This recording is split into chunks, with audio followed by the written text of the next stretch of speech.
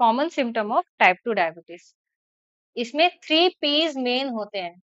इसका जो सिम्टम है 3 P's होते हैं, जिसको बोलते हैं पॉलीयूरिया, पॉलीडिप्सिया और पॉलीफेजिया। ठीक है, ये हमेशा याद रखना, 3 P's से इसको पहचाना जाता है डायबिटीज के सिम्टम को। तो सबसे पहला है पॉलीयूरिया, जिसको बोलते हैं फ्रिक्वेंट यूरिनेशन। तो जो डायबिटीज के पेशेंट होते हैं उसमें हाइपरग्लाइसेमिया की वजह से किडनी क्या करती है, एक्सेस शुगर को फिल्टर आउट करने का काम करती है। नॉर्मली देखा जाए तो किडनी क्या करती है, ग्लूकोज जो यूरिन में जो ग्लूकोज रहता है उसको एब्जॉर्ब करके वापस ब्लड में भेज देती है। बट ब्लड के पास इतना ज्यादा शुगर होता है, बोलता है भैया भैया तू वापस मत भेज, तू उसको बाहर निकाल। तो किडनी क्या करती है, उसको फिल्टर आउट करके बाहर निकालने लगती है। और ये इसकी वजह से क्या होता है, ऑस्मोटिक डायूरेसिस, यानी ग्लूकोज क्या करता है अपने साथ पानी को भी खींच खींच के बाहर निकाल देता है। इसकी वजह से क्या होता है, यूरिन के साथ पानी और शुगर दोनों निकल जाता है। इसकी वजह से क्या होगा, इंक्रीज्ड यूरिन प्रोडक्शन होता है, और पेशेंट को क्या होता है, बार बार यूरिन करने की इच्छा होती है, जिसकी वजह से डिहाइड्रेशन और इलेक्ट्रोलाइट बैलेंस होता है। ठीक है, यानी बार बार यूरिनेशन की वजह से बॉडी में जो वाटर है, कंटेंट है, वो भी क्या हो रहा है, शुगर के साथ निकल जा रहा है। इस तरह से क्या हो गया, पॉलीयूरिया के कारण पॉलीडिप्सिया। पॉलीडिप्सिया मीन्स बहुत ज्यादा प्यास लगना। बहुत ज्यादा प्यास क्यों लगता है, जैसे अभी हमने ऊपर देखा, ब्लड शुगर लेवल बढ़ जाने की वजह से ऑस्मोटिक डायूरेसिस के कारण शुगर और पानी शरीर से यूरिन के थ्रू बाहर निकल जाता है, जिसकी वजह से क्या होगा, बॉडी में सेलुलर लेवल पे डिहाइड्रेशन हो जाता है। और ये डिहाइड्रेशन का जो सिग्नल है वो ब्रेन को जाता है। तो ब्रेन क्या करता है, वापस से उस सेंसेशन ऑफ थर्स्ट को किसको भेजेगा, हमको भेजेगा, और हमको प्यास की अर्ज होगी, हमको प्यास लगने लगेगी। इस तरह से क्या होता है, प्यास लगने का मतलब क्या है, बॉडी जो है फ्लूइड लॉस होने की वजह से क्या करता है, उसको कंपनसेट करने के लिए इस सिम्टम को देता है कि इंसान फिर और ज्यादा पानी पीता है, जिससे वो और शुगर जो बढ़ा रहता है वो यूरिन के थ्रू निकलते जाता है। पॉलीफेजिया, बहुत ज्यादा भूख लगना। हाइपरग्लाइसेमिया के कारण बॉडी की जो एनर्जी बनाने की जो प्रक्रिया है, किससे, जैसे हम लोग खाना खाते हैं, खाना से, फूड से ग्लूकोज बना के उससे एनर्जी बनाने की जो प्रक्रिया है, ये क्या होती है, डिस्टर्ब हो जाती है। तो ये जो सिम्टम है कि सेल्स में तो एनर्जी बन ही नहीं पा रहा, क्योंकि ग्लूकोज क्या है, ब्लड में ही घूम रहा है, वो किसी सेल्स में नहीं जा पा रहा है। तो ये जो सिग्नल है किसके पास जाता है, ब्रेन के पास जाता है। ब्रेन में कहा जाएगा हाइपोथैलेमस। हाइपोथैलेमस में ग्लूकोज को सेंस करने का एक कैपेसिटी होता है, वो सेंस करता है। ब्लड में ग्लूकोज लेवल जैसे ही कम होता है तो वो मैसेज भेजता है कि अरे ब्लड में ग्लूकोज लेवल कम हो रहा है, तुरंत भूख बढ़ाओ। तो हमको भूख लगने का एहसास होने लगता है। ठीक है, तो इसकी वजह से क्या होगा, हमको बार बार भूख लगने लगता है। तो हाइपोथैलेमस क्या है, जब हाइपरग्लाइसेमिया होता है तो वो ग्लूकोज को सेंस नहीं कर पाता है प्रॉपरली। तो इसकी वजह से क्या होता है, हमको बार बार भूख लगने लगती है और फूड इंटेक की इच्छा होती है। इसी को बोलते हैं पॉलीफेजिया। इस तरह ये 3 P's जो होते हैं, पॉलीयूरिया, पॉलीडिप्सिया, पॉलीफेजिया, ये कॉमन सिम्टम होते हैं टाइप 2 डायबिटीज के। अब इसकी वजह से क्या क्या सिम्टम होता है, एक्सट्रीम फैटिक, डायबिटीज फैटिक सिंड्रोम। ठीक है, डायबिटीज के कारण जो फैटिक होता है उसको डायबिटीज फैटिक सिंड्रोम बोलते हैं, डीएफएस बोलते हैं।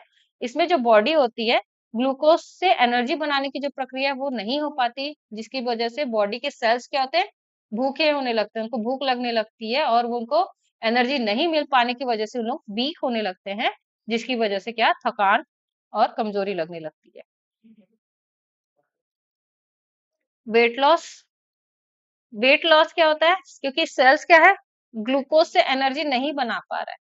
ठीक है, तो बॉडी क्या करेगा, इस मैसेज को सेल्स को भेजेगा, कहाँ भेजेगा, फैट और मसल्स को भेजेगा। तो फैट और मसल्स क्या करेगा, मसल अपना प्रोटीन तोड़ने लग जाएगा, फैट अपना फैट तोड़ने लग जाएगा, और उसको एनर्जी के रूप में यूज करने लगता है। तो मसल्स और फैट दोनों रिड्यूस होगा तो क्या होगा, हमारा बॉडी का वेट भी चला जाएगा। इस तरह से क्या होगा, टाइप 2 डायबिटीज का एक सिम्टम होता है जिसमें वेट लॉस होने लगता है। ब्लड विजन, ये कॉम्प्लिकेशन के रूप में होता है, ये डायबिटिक रेटिनोपैथी के कारण होता है। डायबिटिक रेटिनोपैथी किसको बोलते हैं, ब्लड शुगर जब बढ़ जाता है तो वो ब्लड वेसल्स के थ्रू हमारी आईज की रेटिना में जाता है, और रेटिना में जो ब्लड वेसल्स होता है वो धीरे धीरे डैमेज होने लगता है, जिसकी वजह से ब्लड वेसल्स के डैमेज होने की वजह से रेटिना में प्रॉपर ब्लड नहीं पहुंच पाता, और हमारा विजन अफेक्ट हो जाता है, जिसकी वजह से हम वो विजन जो है ब्लर हो जाता है, ब्लर दिखने लगता है। Areas of darkened skin mostly हमारे आर्म पिट और गर्दन के चारों तरफ दिखाई देता है, जिसको बोलते हैं एकेंथोसिस निग्रिकन्स।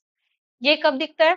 जब इंसुलिन लेवल बहुत ज्यादा बढ़ जाता है, इंसुलिन रेजिस्टेंस में, हाइपर इंसुलिनेमिया की कंडीशन होती है, उस कंडीशन में हाई इंसुलिन जो होता है, उसकी वजह से मिलेनिन नाम का जो पिगमेंट होता है, उसका प्रोडक्शन बढ़ जाता है, जिसकी वजह से जो फोल्डिंग वाली स्किन होती है, जहां जहां हमारी स्किन फोल्ड होती है, वो थोड़ी काली पड़ जाती है, डार्क हो जाती है। तो जनरली हमारे गले के पास, हमारा जो आर्मपिट होता है और ग्रोइन, यानी हम जांग के पास की जगह है, वो धीरे धीरे डार्क होने लग जाती है।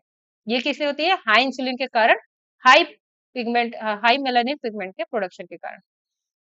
नंबनेस और tingling in hands and feet, ये डायबिटिक न्यूरोपैथी के कारण होता है कि नर्व जो डैमेज हो जाती है ना, ब्लड शुगर हाई होने की वजह से, उसके क्रिस्टल्स जो है, शुगर के क्रिस्टल जो है, वो नर्व को डैमेज करने लगती है, जिसकी वजह से डायबिटिक न्यूरोपैथी होता है। और हमारे जो पेरिफेरल नर्व है, उसमें सेंसेशन प्रॉपर नहीं हो पाता, जिसकी वजह से नमनेस और टिंगलिंग फील फील होता है। फ्रिक्वेंट इन्फेक्शन, ब्लड ग्लूकोज बढ़ जाने के कारण हमारा जो इम्यून सिस्टम है, वो क्या हो जाता है? वीक हो जाता है। Blood glucose level immune system को वीक करता है, और पैथोजन से लड़ने की जो उसकी कैपेसिटी होती है, एबिलिटी होती है, वो धीरे धीरे कम होने लगती है। ये क्यों कम होता है? क्योंकि जो ब्लड शुगर होता है, हाई ब्लड शुगर, हमारी डब्ल्यूबीसी को वीक कर देता है।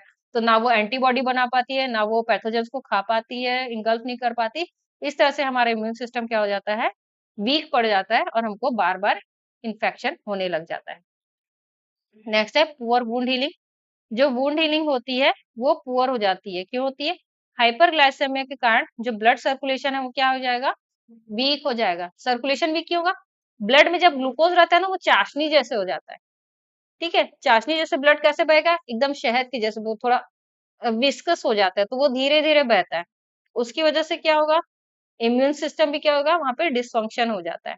और जो फाइब्रोनोजन और कोलेजन प्रोडक्शन, जो कि मेन हमारे वुंड को हील करने का काम करते हैं, वो क्या होते हैं? वो भी रिड्यूस हो जाते हैं। इस तरह से जो वुंड हीलिंग है, प्रॉपर नहीं हो पाती, और वहां पे इन्फेक्शन का चांस बढ़ जाता है। ठीक है, जैसे बोलते हैं ना, घाव पक गया है, तो वो ग्लूकोज की वजह से पक जाता है। आज के क्वेश्चन डायबिटीज से रिलेटेड, कौन से ऑटो एंटीबॉडीज के नाम जो बीटा सेल्स पे अटैक करते हैं? TCF7L2, IMCL और DFS के full form. Non fatty tissue में फैट के एक्यूमुलेशन को, हार्मफुल फैट का एक्यूमुलेशन क्या कहलाता है? कौन सा पिगमेंट है जो हाइपर इंसुलिनिमिया के कारण बढ़ जाता है? कौन सा डायबिटीज है जिसमें ब्रेन इंसुलिन रेजिस्टेंस हो जाता है? MODY को और क्या बोला जाता है? MODY की कंडीशन में कौन सा जीन म्यूटेट होते हैं?